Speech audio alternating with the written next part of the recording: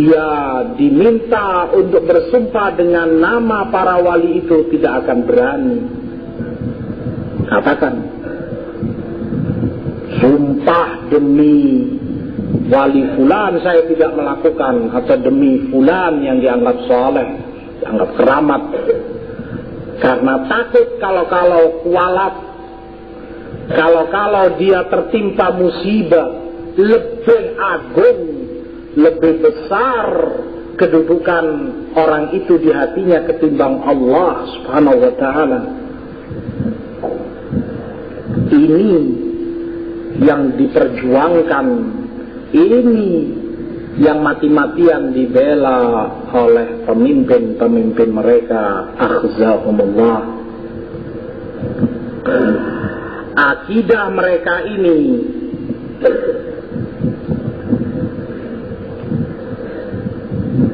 bertentangan dengan Al-Quran dan Sunnah Rasulullah Sallallahu Alaihi Wasallam.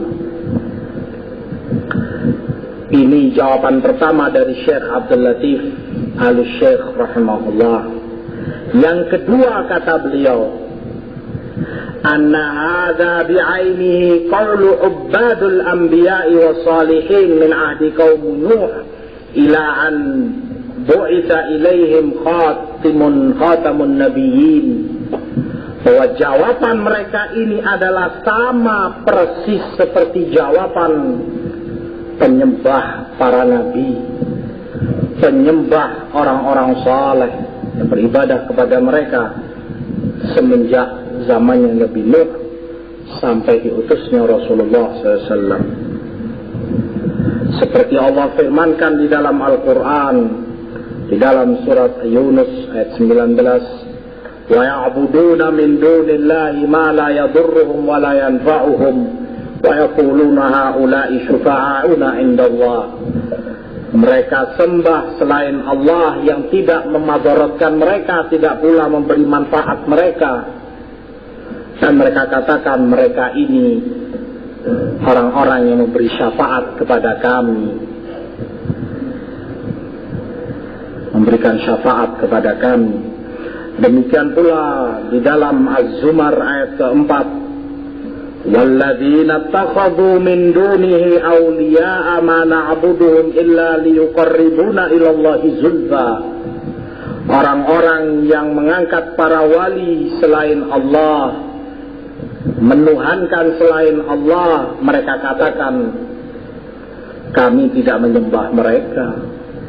Sebenarnya kami hanya menginginkan agar mereka itu mendekatkan kedudukan kami di sisi Allah.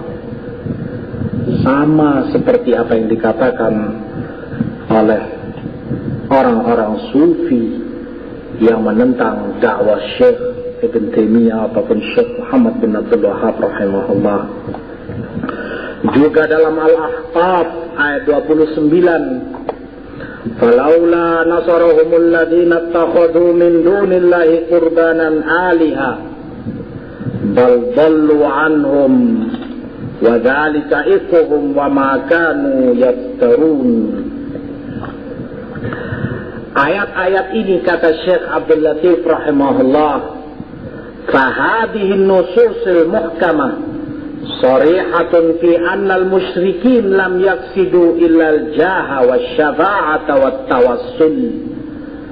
Musyrikin dahulu dalam berdoa kepada orang-orang soleh yang telah mati, sebetulnya yang mereka inginkan hanyalah kedudukan, syafaat dan wasilah, tawassul, bertawassul kepada mereka dalam doanya, dalam peribadatannya kepada mereka. Bima'na ja'aluhum wasa'ita tuqarribuhum ilallah. Mereka jadikan orang-orang soleh ini perantara yang mendekatkan mereka kepada Allah. Wa taqdi hawaijahum minhu ta'ala, dan mereka harapkan bisa menunaikan hajat yang mereka panjatkan kepada Allah. Waqad angkara al-Qur'anu hadza asyaddal ingkar. Keyakinan ini sangat dibantah, sangat diingkari oleh Al-Quran, seperti ayat-ayat tadi yang kita bacakan. Wa akhbara anna ahlahum ashabun nar. Bahkan diberitakan di dalam Quran bahwa pelaku-pelakunya adalah penghuni neraka. Wa anna Allah ta'ala harrama alaihimul jannah daru awliyaihil abrar. Dan Allah haramkan surga bagi mereka, karena surga itu tempat hunian wali-wali Allah, orang-orang saleh. Wa jumhur haula'il musyrikin lam yad'ul istiqlal wala syirka fi tauhidir rububiyyah. Bahkan hampir keseluruhan musyrikin itu tidak ada di antara mereka yang meminta kepada orang-orang mati ini. Tidak ada di antara mereka yang mengaku atau meyakini bahwa orang mati ini punya kekuasaan bersamaan dengan kekuasaan Allah. Nggak ada yang meyakini seperti itu. Mereka yakini semua itu kekuasaan Allah. Hanya Allah yang mampu menjawab. Bal qad aqarru wa atarafu bi anna dzalika lillahi wahdah. Kama haka subhanahu iqrarahum wa i'tirafahum bidzalik fi ghairi mawdi'in min kitabih. Demikian Allah terangkan kepada kita di dalam Quran. Fahasilu ma dzukir min jawazil istighatsati wad du'a'i wat ta'dhim bin nazar wal halaf ma'a nafil istiqlal wa anna Allah yaf'alu li ajlihi huwa ainu da'wal musyrikin. Maka pendapat mereka yang menyatakan bolehnya istighatsah, meminta pertolongan atau doa atau pengagungan dalam bentuk nazar, kuburan fulan atau alan, sumpah dengan nama fulan dan alan. Walaupun mereka juga mengingkari atau menafikan bahwa yang mati ini, wali-wali ini tidak punya kekuasaan untuk mengatur alam semesta. Bukan dia yang menjawab, menyampaikan hajat dan doanya kepada Allah, mendekatkan diri mereka kepada Allah. Ini semua sama seperti pengakuan kaum musyrikin yang Allah sebutkan di dalam Quran, musuh para nabi semenjak Nuh alaihi salam. Wa ta'liluhum wa syubhatuhum lam yazidu alaihi harfan wahida. Syubhat mereka yang belakangan ini tidaklah berbeda dengan syubhat musyrikin dahulu. Satu huruf pun tidak berbeda dan tidak lebih, sama. Illa annahum qalu qurban wa syufa'a wal ulatu sammu dzalika tawassulan fal illatu wahidah wal haqiqatu muttahidah. Bedanya cuma orang-orang terdahulu menamakan itu sebagai syufa'a, wa yaquluna haula'i syufa'auna indallah. Mereka katakan orang-orang soleh yang mereka doa di kuburnya, nazar di sana, menyembelih di sana, itu memberi syafaat mereka di sisi Allah, atau kurban seperti dalam ayat tadi. Hulatus sufiyah, para pembesar sufi menamakan hal itu tawassul, menamakan hal itu wasilah atau tawassul. Hakikatnya sama, perbedaannya hanya pada nama. Permasalahan yang ketiga, kata Syekh Abdul Latif Al-Syekh rahimahullah, anna Allah subhanahu amara ibadahu bidu'aihi wa mas'alatihi wal istighatsati bih. Allah perintahkan hambanya untuk berdoa, meminta dan beristighatsah kepadanya, hanya kepadanya, meminta pertolongan dan segala hajat mereka. Wa inzala hajatihim wa faqatihim wa daruratihim bihi. Allah perintahkan mereka untuk memanjatkan hajat, keperluan yang mendesak, untuk meminta bantuan dalam segala problematika kehidupan mereka hanya kepada Allah.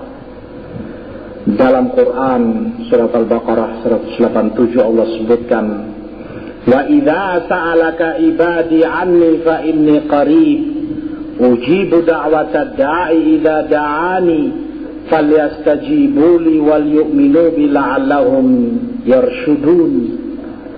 Kalau hambaku bertanya kepadamu, maka aku dekat kepada mereka.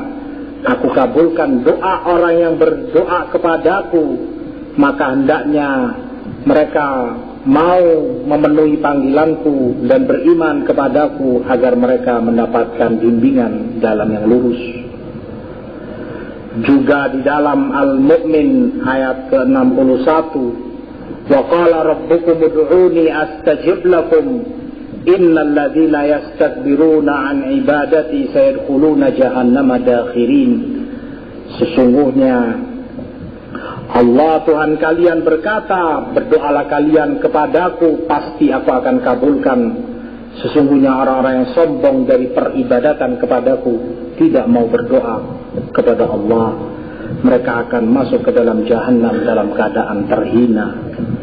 Juga Allah sebutkan di dalam surat An-Naml ayat 62, amman yujibul muttarra idza da'ahu wa yakshifus su' wa yaj'alukum khulafa'al ard. Amman yujibul muttarra idza da'ah. Siapa yang kuasa untuk menjawab permintaan hamba yang dalam keadaan sangat membutuhkan bantuan, sangat membutuhkan bantuan di waktu yang bantuan itu sangat dibutuhkan. Siapa yang kuasa untuk mengabulkan permintaannya kalau bukan Allah semata? Di waktu pertolongan itu sangat dibutuhkan, hanya Allah yang kuasa untuk melakukan hal tersebut. Disebutkan oleh Imam Ibnu Katsir rahimahullah dalam tafsirnya bahwa suatu ketika seorang tua yang mengendarai ontanya atau kudanya dalam perjalanan jauh di tengah gurun pasir, dia dicegat oleh perampok yang berbadan besar dan kekar dan mengerikan. Dia disuruh turun, perbekalan harta benda yang ia miliki di ontanya dirampas, dan orang tua itu hendak dibunuh. Kata orang tua ini, kalau kamu mau merampok harta benda yang saya miliki, kamu ambil onta yang saya punya, biarkan saya hidup. Kata si perampok, tidak bisa, kamu juga harus saya bunuh. Kata si orang tua, kalau demikian beri saya waktu untuk sholat 2 rakaat. Silahkan, terserah kamu, sholat. Maka sholatlah orang tua itu. Dan dia berdoa kepada Allah. Kepada siapa dia harus minta pertolongan di tengah gurun pasir? Tidak satu jiwa pun yang ada. Dia benar-benar meminta kepada Allah dalam sholatnya pertolongan. Tiba-tiba seusai orang tua ini sholat, dari suatu arah datang penunggang kuda dalam pakaian putih bersih, wajahnya sangat tampan, berwibawa, datang menunggang kudanya dengan gagah perkasa menghampiri orang tua ini, dan dengan secepat kilat dia tebaskan pedangnya ke perampok tersebut hingga mati. Lalu ditanya oleh orang tua ini, siapa kamu? Kata penunggang kuda itu, ana rasulu man idza da'ahu abduhul muttar ajabah. Aku utusan zat yang kalau didoai, dimintai oleh hambanya yang sangat membutuhkan pertolongan, pasti akan dikabulkan. Ini malaikat. Disebutkan itu bisa kalian lihat dalam tafsir Ibnu Katsir dalam ayat ini, An-Naml ayat ke-62.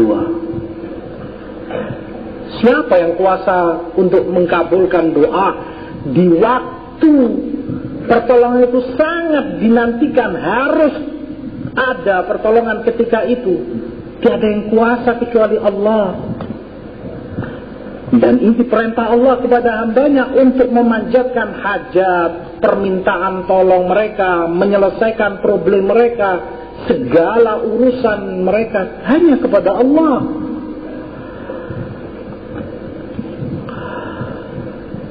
Juga Allah sebutkan dalam Al-Ankabut ayat 18, fabtaghu indallahir rizqa wa'budu. Carilah rizki oleh kamu, mintalah rizki oleh kamu dari Allah, dan beribadalah kalian hanya kepada Allah. Di dalam hadis Rasulullah sallallahu alaihi wasallam juga menerangkan tentang prinsip-prinsip ini. Seperti di dalam hadis beliau, man lam yas'alillaha yaghdab alaih. Siapa yang tidak meminta kepada Allah, Allah akan murka kepadanya. Juga hadis nuzul, turunnya Allah ke langit bumi. Allah katakan ketika itu, hal min sa'ilin fa'u'ti. Adakah dari hambaku yang meminta dan berdoa kepadaku, pasti aku akan beri permintaannya. Hal min mustaghfirin fa'aghfirlah. Apakah ada dari hambaku yang beristighfar di waktu ini seperti malam terakhir, pasti akan aku ampuni dosa-dosanya. Hal min ta'ibin fa'atubu alaih. Adakah dari hamba-hambaku yang bertaubat kepadaku, pasti akan aku beri dia taubat, aku terima taubatnya. Adapun keyakinan tarekat sufi yang menyatakan bolehnya, bahkan disunnahkan oleh mereka, disukai istighatsah kepada selain Allah, dijadikan perantara antara seorang hamba yang beribadah, yang berdoa kepada Allah, dijadikan perantara antara dirinya dengan Allah, perantara dari orang-orang saleh yang telah mati, dari para wali-wali yang dianggap saleh. Mereka yakini bolehnya hal itu, bahkan mereka bela, mereka tulis sekian karya tulis untuk mempertahankan keyakinan itu. Jelaslah akidah semacam itu akidah yang menghancurkan Islam itu sendiri, akidah yang bertentangan dan berlawanan dengan Al-Quran dan Sunnah Rasul Sallallahu Alaihi Wasallam. Di dalam ayat-ayat yang tersebut tadi, cukuplah bagi orang yang punya basirah, punya mata terbuka, punya hati untuk memahami, akan cukup baginya mengerti. Satu ayat saja cukup bagi orang yang mukmin dan jujur dalam imannya, jujur dalam beragama, menginginkan dan mencari al-haq. Cukup satu ayat, paham dia bahwa ibadah itu hanya untuk Allah, tanpa ada perantara antara si hamba dengan Allah dalam beribadah. Segala bentuk ibadahnya hanya untuk Allah. Apalagi sekian ayat, apalagi sekian hadis, yang semakna dengan ayat-ayat itu. Namun bagi orang yang nas'alullah al-afiyah di hatinya ada kesesatan, itu semua tidak akan berguna baginya. Tetap dia buta, tetap dia akan mempertahankan akidahnya, keyakinannya tentang bolehnya beristighatsah, berdoa kepada selain Allah sekedar untuk menyampaikan hajatnya kepada Allah, sekedar untuk mendekatkan diri mereka atau amal ibadah mereka kepada Allah untuk lebih bisa diterima. Perkara yang keempat, kata Syekh Abdul Latif rahimahullah, Allah Ta'ala da'a ibadahu birububiyatihil ammah asyamilah likulliyatil mumkinat wa juz'iyatiha fid dunya wal akhirah. Allah mengajak hambanya untuk mengimani rububiyah Allah yang mencakup segala sesuatu, baik secara umum, yang secara global, ataupun yang secara terperinci, yang kecil-kecil, di dunia maupun di akhirat. Semua itu Allah yang mengatur, semua itu Allah yang kuasa. Allah perintahkan hambanya untuk meyakini hal itu. وانفراده بالإيجاد والتدبير والتأثير والتقدير والعطاء والمنع والخفض والرفع والعز والذل والإحياء والإماتة والسعادة والشقاوة والهداية والمغفرة والتوبة على عباده. Allah mengajarkan kepada hambanya agar mereka meyakini bahwa hanya Allah yang Maha Kuasa dalam mewujudkan segala sesuatu. Diadakan itu hanya kekuasaan Allah. Pengaturan segala sesuatu hanya kekuasaan Allah. Penentuan segala sesuatu hanya kekuasaan Allah. Pemberian atau tidak diberi, itu semua juga hanya kekuasaan Allah. Dimuliakannya seseorang dan dihinakannya yang lain, dihidupkannya makhluk yang satu dan dimatikan yang lain, semua itu murni kekuasaan Allah. Yang satu mendapatkan catatan kebahagiaan, yang lain wal'iyadzubillah mendapatkan catatan celaka. Semua itu murni kekuasaan Allah. Allah perintahkan hambanya untuk meyakini hal ini, bahwa itu semua murni kekuasaan Allah. Demikian pula hidayah, ampunan dosa, taubat, semua itu kekuasaan Allah.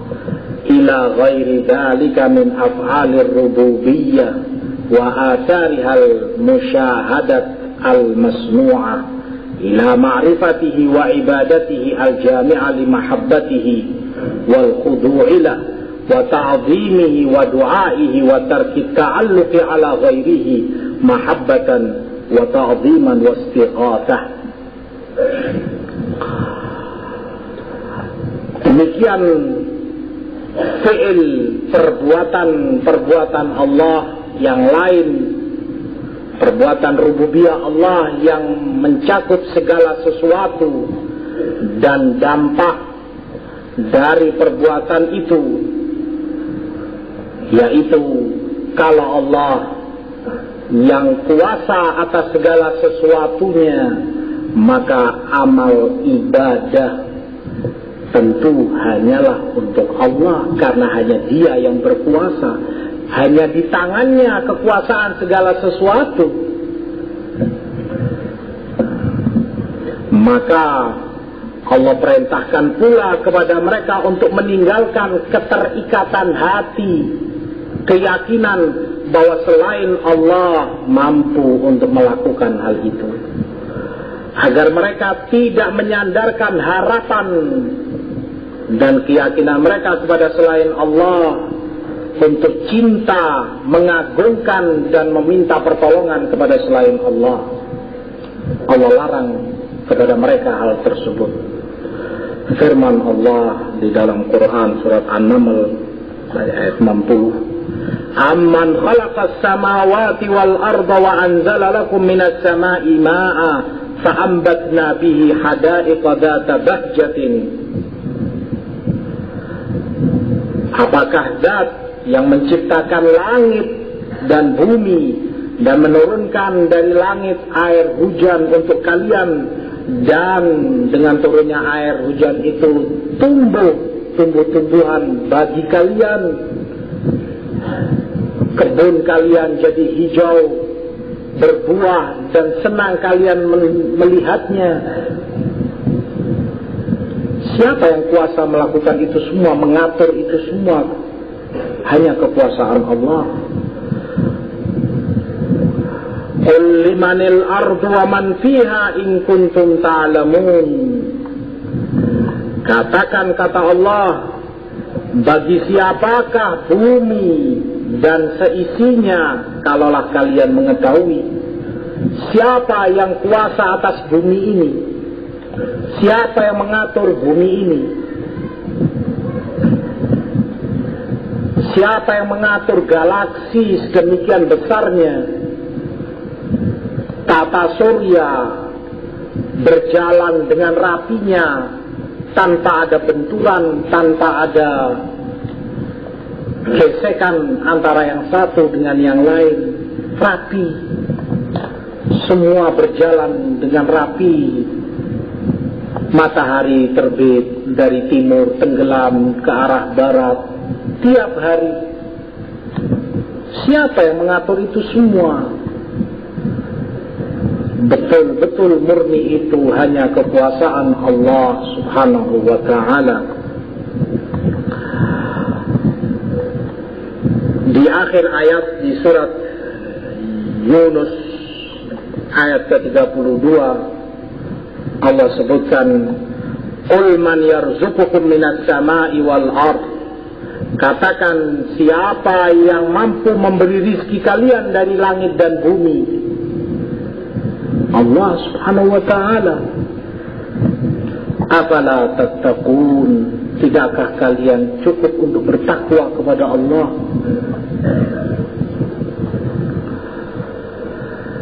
Fata'ammal hadhihi al-ayat wa ma tadammanathu min taqriri af'ali rububiyyah allati la yakhruju anha fardun min afradil kainat. Perhatikan, kata Syekh Abdul Latif, ayat-ayat di atas yang menegaskan tentang rububiyah Allah, yang mencakup segala sesuatu, tidak satupun keluar dari kekuasaan Allah. Wa'rif ma siqat lahu wa dallat alaihi min wujubi mahabbatihi ta'ala wa ibadatihi wahdahu la syarika lah wa tarki ibadati ma ubida min dunihi minal andadi wal aliha wal bara'ati min dhalik. Perhatikan sekali lagi ayat-ayat di atas, kata beliau. Lihat konteksnya, lihat tujuan ayat itu turun. Akan jelas bagi Anda kewajiban Allah untuk dicintai, kewajiban Allah untuk disembah tanpa disekutukan dengan apapun, tanpa disekutukan dengan siapapun. Allah perintahkan kepada mereka untuk meninggalkan berbagai sekutu dan tandingan-tandingan bagi Allah, dan Allah perintahkan kepada mereka untuk berlepas diri dari itu semua, karena Allah inginkan hambanya mengerti, Allah inginkan hambanya meyakini dan mengamalkan bahwa kekuasaan segala sesuatu hanya di tangan Allah. Maka amal ibadah mereka juga harus untuk Allah semata. Selalu ayat-ayat itu ditutup dengan konteks dan tujuan yang satu ini.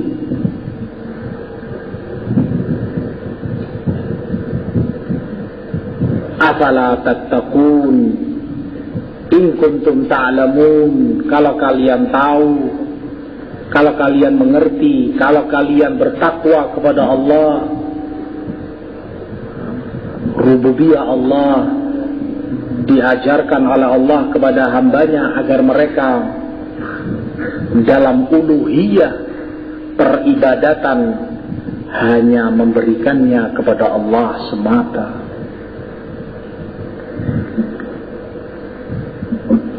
Wandur halil qaumul mukhatabun bihadza za'amul istiqlal li ghairil kabiril muta'al am aqarru lahu subhana bil istiqlal wat tadbir wat ta'thir. Perhatikan sekali lagi, orang-orang yang diturunkan ayat ini untuk mereka, apakah mereka itu orang-orang yang meyakini bahwa selain Allah juga punya kekuasaan mengatur langit dan bumi? Ataukah mereka adalah orang-orang yang hanya meyakini kekuasaan itu semua di tangan Allah? Dan itu jawabannya.